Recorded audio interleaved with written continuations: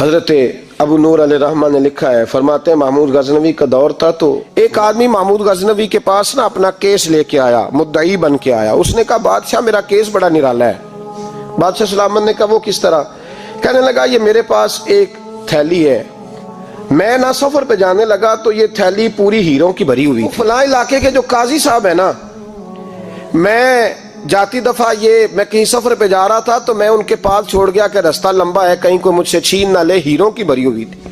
کچھ دنوں کے بعد میں واپس آیا ہوں، قاضی صاحب نے مجھے تھیلی واپس کی ہے تو اس میں ہیروں کی بجائے کھوٹے سکے نکلے ہیں۔ اب میں نے قاضی صاحب سے کہا ہے تو قاضی صاحب تو میرے گریبان تک آتے ہیں، وہ کہتے ہیں بتا کہیں سے پھٹی ہے، کھلی ہے؟ وہ جس طرح ٹانکے لگا کے تو نے سی تھی اسی طرح لگے ہوئے ہیں کہ نہیں؟ تو حضور لگے بھی بالکل اسی طرح ہے، نہ پھٹی ہے نہ کھلی ہے۔ اب میں لٹ گیا ہوں، میری کل عمر کی کمائی ضائع ہو گئی، کھوٹے سکے کہاں اور ہیرے کہاں؟ تو مہربانی کریں، اور آپ کی بارگاہ میں اللہ رسول کے نام پر حلف دیتا ہوں کہ میں ہوں بالکل سچا۔ محمود غزنوی کہنے لگے تو جا، تھیلی چھوڑ جا، اور جب میں تجھے بلاؤں گا پھر دوبارہ آنا۔ وہ شخص چلا گیا۔ محمود غزنوی اٹھے، دربار برخاست کیا، لوگوں سے کہنے لگے چلے جاؤ، میں 3 دن کے لیے سیر کرنے جا رہا ہوں، 3 دن کے بعد لوٹوں گا۔ اکیلے جب رہ گئے نا محمود دربار میں تو محبوب نے چھری منگائی۔ وہ جس تخت پہ بیٹھتے تھے وہاں گدا بچھا ہوا تھا، یہ گدا پڑا ہے نا، وہ گدا بچھا ہوا، تو محمود نے چھری کے ساتھ اس کو پھاڑ ڈالا اور چھری جیب میں رکھی، نکل گئے۔ کہنے لگے میرے بعد کوئی میرے دربار والے احاطے میں داخل نہ ہو۔ محمود چلے گئے۔ اب وہ صفائی کرنے والا جب آیا نا، اس نے آ کے دیکھا تو گدا تو پھٹا ہوا ہے۔ اس نے شور ڈال دیا، پہرے دار بھی آ گئے، فلاں صاحب بھی آ گئے، فلاں صاحب۔ اس نے کہا او خدا کے بندو، اس کا گدا پھٹ گیا ہے، وہ تو مار ڈالے گا۔ اس نے کہا تھا سوائے صفائی اور نگرانی والے کے دوسرا آئے کوئی نہ، اور یہاں آیا بھی کوئی نہیں، پہلے دن ہی پھٹا ہوا ہے تو لٹکا دے گا سب کو، کیا کریں؟ شور ہو گیا، سارے دربار کے ملازمین اکٹھے ہو گئے۔ ایک بندہ بولا، کہنے لگا فکر نہ کرو، میں کیسے بندے کو جانتا ہوں، اس طرح سیے گا کہ جس نے پھاڑا ہوگا اسے بھی پتہ نہیں چلے گا کہاں سے پھٹا تھا، ایسا بہترین رفو کرے گا کہ پتہ بھی۔ اس نے کہا یار ہم سارے ایک مہینے کی تنخواہ دیتے ہیں، تو بندہ بلا۔ وہ بلا لیا اس کو، اس کا نام محمد رفو گر تھا۔ وہ آیا، اس کو گدا دکھایا، اس کا یار اس طرح سینہ پتہ نہ چلے۔ اس نے کہا فکر ہی نہ کرو، میں بڑا کاریگر ہوں۔ بڑے بڑے کاریگر لوگ نہیں ہمارے ملک میں پائے جاتے، کوئی نشان چھوڑتے ہیں پیچھے؟ بڑے کاریگر کا پیسے ہونے چاہیے، بڑے بڑے کاریگر بندے۔ آپ یقین کریں ایسا ایسا فلسفہ، یہ عمرہ عبادت ہے نا، سرکار دو عالم صلی اللہ علیہ وسلم کی بارگاہ کی حاضری بڑی نعمت ہے نا۔ تو سعودی گورنمنٹ نے پابندی لگا دی، خیر ان کی بھی زیادتی ہے، اس طرح کی پابندیاں شریعت اسلامیہ میں جائز نہیں۔ اللہ کے گھر مسلمان جب چاہے جا سکتا ہے، لیکن وہ کہتے ہیں جی 2000 ریال دے جس نے 2 سال بعد بھی آنا ہے۔ انہوں نے پابندی لگائی تو ہمارے ایجنٹوں نے بھی کئی خاص ٹریننگ حاصل کی ہوئی ہے، پتہ نہیں کہاں سے سیکھ کے آئے، انہوں نے بھی رستہ نکال لیا۔ ایک صاحب سے میں نے کہا کہ جناب وہ 2000 ریال لگ گیا تو کیا کرنا ہے؟ کہنے کوئی مسئلہ نہیں، پاسپورٹ نواں بنوا لو، گنجائش ہے، یعنی ہر شے کا حل ہے۔ تو میں نے کہا یار اب عمرہ کرنے جاتے وقت بھی بندہ دھوکہ دے کے جائے، اللہ کے گھر جاتے وقت بھی اس طرح کی حرکت کرے، کیا حال ہو گیا؟ ہر چیز کا لوگوں نے حل نکال لیا، ہر چیز کا لوگوں نے سٹائل بنا لی۔ ایسا نہ کریں، یہ درست نہیں۔ احمد رفو گر کہنے لگا اس طرح سیوں گا کہ پھاڑنے والے کو بھی پتہ نہیں۔ ان کا پیسے لے یار تو سی دے۔ اس نے سی دی، اگلے شام ہی لا کے بچھا دیا گدا۔ تیسرے دن بادشاہ سلامت آئے، آ کے پہلی نظر گدے پہ ڈالی۔ اس نے بلایا سب ملازمین کو، کہا کس نے سیا ہے؟ کہا جناب کیا ہوا؟ کہا یہ پھٹا ہوا تھا۔ کس نے؟ کہا نہیں پھٹا ہی نہیں۔ وہ کہنے لگے بنو بات، میں خود پھاڑ کے گیا تھا، تو بتاؤ صحیح سیا کس نے ہے؟ کہا جناب آپ پھاڑ کے گئے تھے تو بتایا کیوں نہیں؟ فرمانے لگے اسی لیے تو بتایا نہیں تھا کہ تم خود تحقیق کر لو، بلاؤ بتاؤ سیا کس نے۔ تو بلا لیا، احمد رفو گر آ گیا۔ اس کو جب بلا کے سامنے بادشاہ کھڑا کیا، کہا بھئی تو نے سیا ہے؟ کہنے لگا حضور آپ کے سارے ملازم کٹھے ہو کے آئے تھے، میری غلطی کوئی نہیں۔ کہا نہیں یار تو بڑا کاریگر ہے، میں نے اپنے ہاتھ سے پھاڑا تھا پر مجھے بھی نہیں پتا چل رہا کہاں سے پھٹا تھا۔ اچھا یہ بتا یہ تھیلی جو ہے یہ بھی تو نے سی تھی؟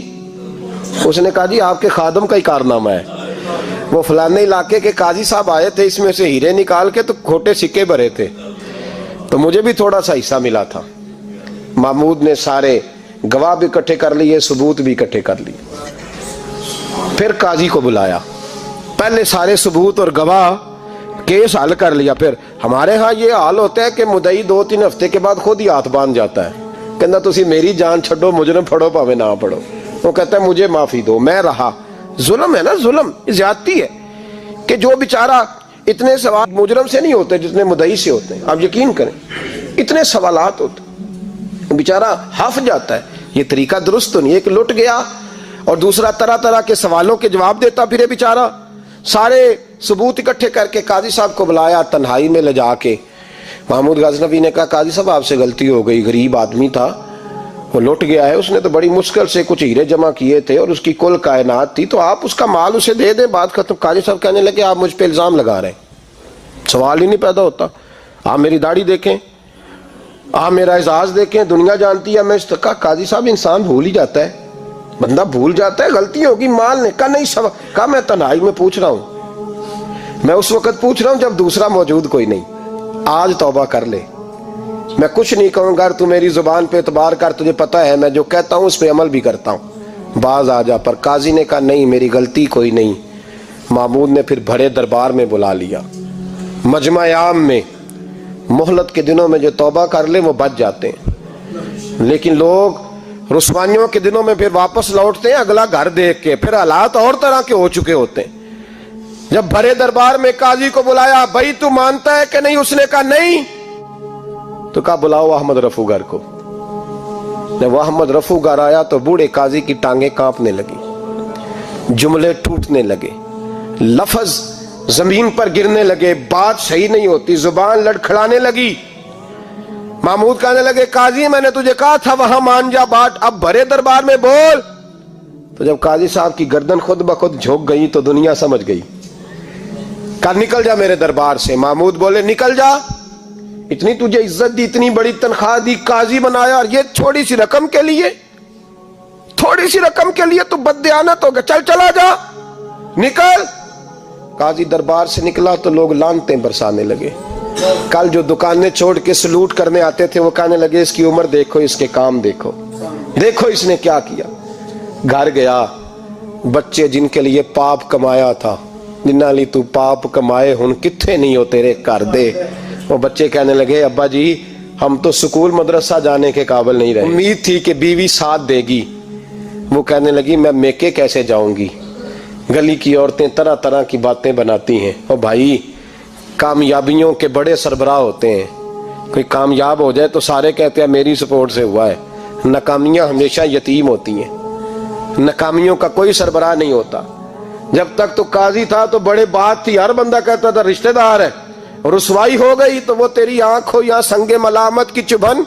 कौन पहुंचा है मेरे दर्द की गहराई तक, दौरे शोहरत में तो यारों ने किया याद बहुत, साथ आया ना कोई कूचे रुसवाई तक। और मियाँ साहब कहने लगे सारी उम्र ही आटा गुद है, मैं लखा कीते नहीं पेड़े, अब वक्त आया ही ते मोहम्मद बख्शा कोई नहीं हूं बैठा नेड़े। हालात ही बदल गए। काजी खामोशी से अंदर चला गया, अपनी रुसवाई समेट के बिस्तर पे लेटा। ना रोटी की भूख लगी, ना पानी की प्यास लगी, ना नींद आई, सारी रात तड़पता रहा। सवेरे घर वालों ने दरवाजा खोला तो रूह परवास कर गई थी, दुनिया छोड़ गया। हजरत अबू नूर अलैहिर्रहमा बोले, फरमाने लगे याद रखो कभी बददियानती ना करना, कभी। ये तो महमूद गजनवी की अदालत थी, कयामत में रब करीम की अदालत लगेगी। और फरमाया वहां तो गवाही देने वाला अहमद रफूगर था, कयामत में तो तुम्हारे अपने हाथ पैर गवाहियां देंगे, हमारा अपना वजूद गवाही देगा। और फरमाया यहां तो लानते दुनियादार बरसाते थे, वहां फरिश्ते होंगे। और काजी को तो मौत आ गई थी, कयामत में तो दोबारा मौत भी कोई नहीं आएगी, वहां तो रहना है और सहना है।